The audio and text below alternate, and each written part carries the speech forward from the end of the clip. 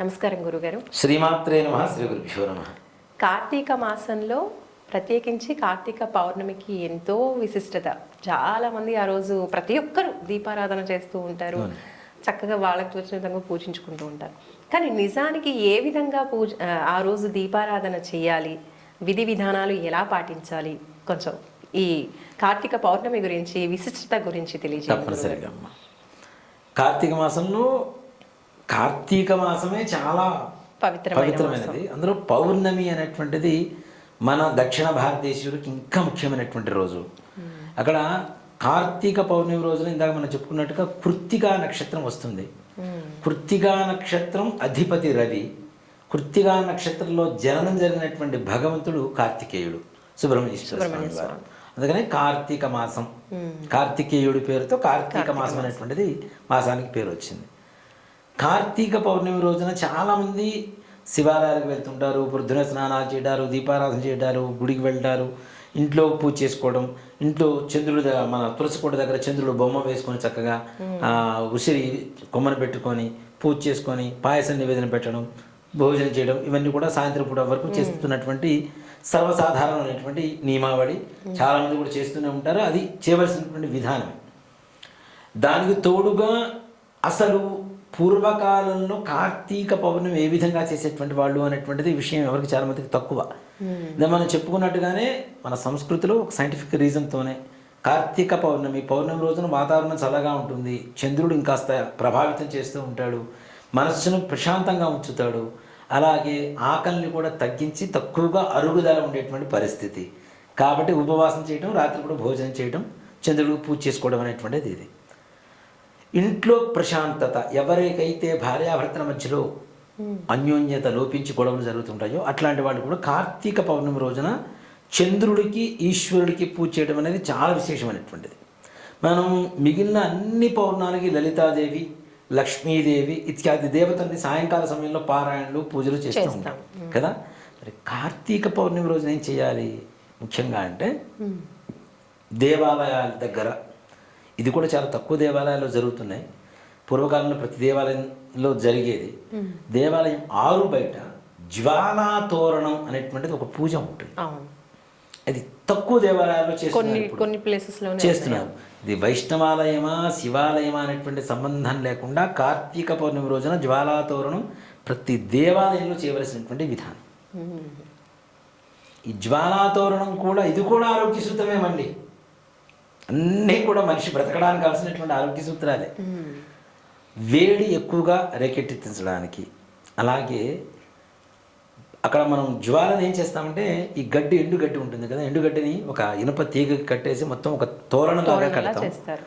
కట్టేసి ఆ లోపల ఉండేటువంటి పల్లకీలు దేవుడికి పూజ చేసి, శివుడా, ఆంజనేయ స్వామి, విష్ణుమూర్తి, అమ్మవారా, ఏ దేవాలయంలో అయితే ఆ అమ్మవారికి ఆ దేవతకి పూజ చేసి మనం బయటికి తీసుకుని వెళ్తారు. ఆ జ్వాల తోరణం, అంత తోరణం వెలిగించిన తర్వాత జ్వాల కింద నుంచి భగవంతుని తీసుకొచ్చిన తర్వాత అక్కడ భస్మం ఏదైతే ఉంటుందో అది మనకు ఉండేటువంటి సకల నరఘోష నివారణ కలుగజేయడానికి బాగా పనికొచ్చేటువంటిది. చాలామంది ఏదో గడ్డి గాలి చేశారు, గడ్డి కింద నుంచి మనం వచ్చామనుకుంటాం. అది భగవంతుడి అనుగ్రహంతో, కార్తికేయుడు పరిపూర్ణమైనటువంటి అనుగ్రహం కలగడానికి జ్వాలాతోరణం చాలా ప్రధానంగా పనిచేస్తూ ఉంటుంది. ఆ గడ్డి పూర్వకాలంలో ఏం చేసేవాడు అంటే, ఈ సగం కాలిపోయినటువంటి గడ్డి ఉంటుంది కదా, కొంతమంది ఇళ్ల మీద, అలాగే పంట పొలాలు సరిగా పండకుండా ఎండిపోతున్నటువంటి పొలాలు ఏవైతే ఉంటాయో ఆ పొలాల్లో నీళ్లలో కలిపి చల్లేవాడు ఆ భస్మాన్ని కూడా. అలాగే కొంతమంది భస్మధారణ చేసుకునేటువంటి వాడు. ఈ జ్వాలాతోరణం అనేటువంటి ఒక విధానం ప్రతి దేవాలయంలో చెయ్యమని నా మనవి. చేయడం ద్వారా మన సంస్కృతిని ఇంకా భవిష్యత్ తరాలు కూడా అందజేస్తున్నట్టు. దీనికంటే ఇంకో ముఖ్యమైనది, ప్రతి ఇంట్లో కూడా చేసుకోదగినటువంటి పూజ కూడా ఒకటి ఉంటుంది కార్తీక పౌర్ణమి రోజున. కృత్తికా నక్షత్రం వస్తుందని చెప్పాను కదా, కృత్తికా దీపోత్సవం అనేటువంటిది ఒక పూజ ఉంది. అసలు ఈ పేరు కూడా అతి తక్కువ మంది వింటూ ఉంటారు. ఆడి కృత్తి కోసం అనేటువంటిది ఆషాఢ మాసంలో కృత్తికా నక్షత్రం వస్తే సుబ్రహ్మణ్యేశ్వర స్వామి వారికి చేస్తారు. కానీ కార్తీక మాసంలో వచ్చేటువంటి పౌర్ణమి రోజున కృత్తికా నక్షత్రానికి సంబంధించినటువంటి కృత్తికా దీపోత్సవం అనేటువంటిది చాలా అరుదుగా వింటూ ఉంటారు, చాలా అరుదుగా చేస్తూ ఉంటారు. అది ఎందుకు చేస్తున్నారు ఏంటి అనేది కూడా సర్వసాధారణంగా ఎవరికి తెలియదు, దాని పేరు కూడా తెలియదు, దాని విధానం అంతకంటే తెలియదు. మనం కార్తీక పౌర్ణమి ముందు రోజు, అది శనివారం కావచ్చు, శుక్రవారం కావచ్చు, ఏ వారమైనా సరే, ఒక నల్లటి గుడ్డ క్లాత్ ఒకటి కాటన్ది బాగా ఒక పావు మీటర్ తెచ్చుకొని చక్కగా దాంట్లో నువ్వులు, నల్లటి నువ్వులు ఉంటాయి కదా, నువ్వులు మొత్తం పెట్టేసి దాన్ని ఇట్లా దగ్గరగా అంటే మనకు ఒత్తిలాగా పైకి వస్తూ ఉంటుంది. దానికి తాడు దారం పెట్టి శుభ్రంగా కట్టేసి దీన్ని ముందు రోజే చక్కగా ఈ నువ్వుల నూనెలో మనం నింపేసి పెట్టేసుకుంటే మరుసటి రోజు పౌర్ణమి రోజు ఏదైతే ఉందో ఇనప భాండి అంటే ఇనుప మూకుళ్ళు ఉంటాయి కదా మనకి, ఇనుముతో తయారు చేసినటువంటి ప్రమిద పెద్దది, లేదా మీరు ఇంతదే తయారు చేసుకున్నారు, పావు మీటర్ కాకుండా చిన్న ఒత్తిడి తయారు చేసుకున్నారు, చిన్నదైనా సరే ఇనప ప్రమిద తీసుకొని ఇంటి పైన, ఇంట్లో కాదు ఇంటి పైన, ఇంటి పైన చక్కగా నీళ్లు జల్లేసి తుడుచుకొని అక్కడ ఆవు పేడతో అవకాశం ఉంటే ఆవు పేడతో కూడా చక్కగా అలికి ఒక చంద్రుడు బొమ్మ వేసి చక్కగా ఈ మట్టి ఏదైతే ఇనుప ప్రమిద చెబుతున్నామో ఇనుప ప్రమిద పెట్టి ఆ నువ్వుల మూట ఏదైతే ఉందో అక్కడ పెట్టి దాని మీద కొద్దిగా కర్పూరం పెట్టి వెలిగించిన తర్వాత సుబ్రహ్మణ్యేశ్వర స్వామి వారికి, శివుడికి, అలాగే అమ్మవారికి, లక్ష్మీ అమ్మవారికి, సూర్యుడికి సంబంధించినటువంటి దేవత ఆరాధన చేసి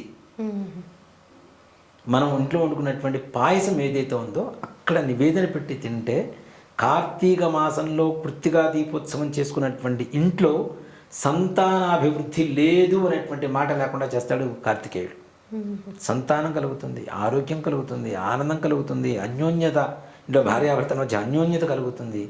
దీంట్లో మరి ఏంటి అసలు ఏం ప్రయోజనం ఉంటుంది అంటే అది కూడా ఇందాక మనం చెప్పుకున్నాం కదా, తులసికోట దగ్గర 365 ఒత్తులు వెలిగించమని, అలాగే ఇది కూడా విశ్వ కళ్యాణం కోసమే. నీ ఆరోగ్యం కాదు, నీ పక్కింటి వాళ్ళ ఆరోగ్యం, నీ చుట్టుపక్కల ఉండేటువంటి వాళ్ళ ఆరోగ్యాన్ని మంచిగా ఉంచేందుకు చేస్తున్నటువంటి దీపోత్సవమే కృత్తికా దీపోత్సవం.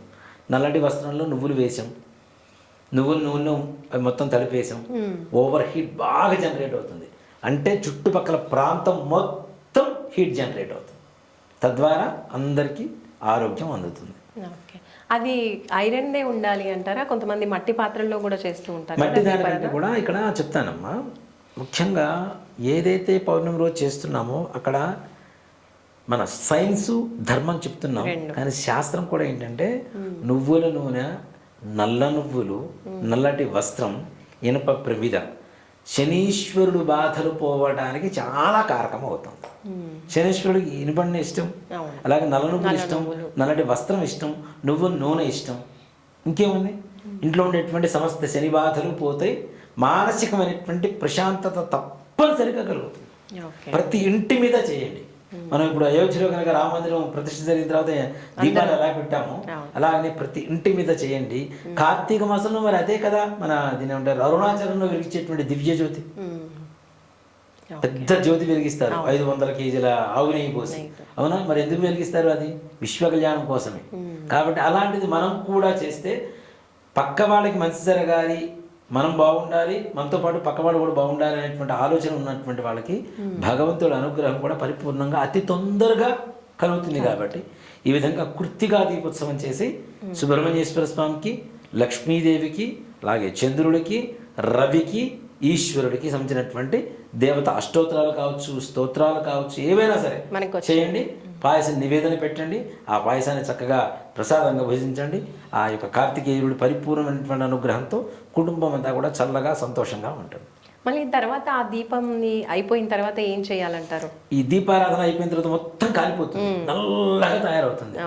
అది నిత్యం బొట్టు పెట్టుకోవడానికి వాడండి. కొద్దిగా నువ్వు నూనె, ఆవు నెయ్యి తగ్గితే నల్లగా తయారవుతుంది.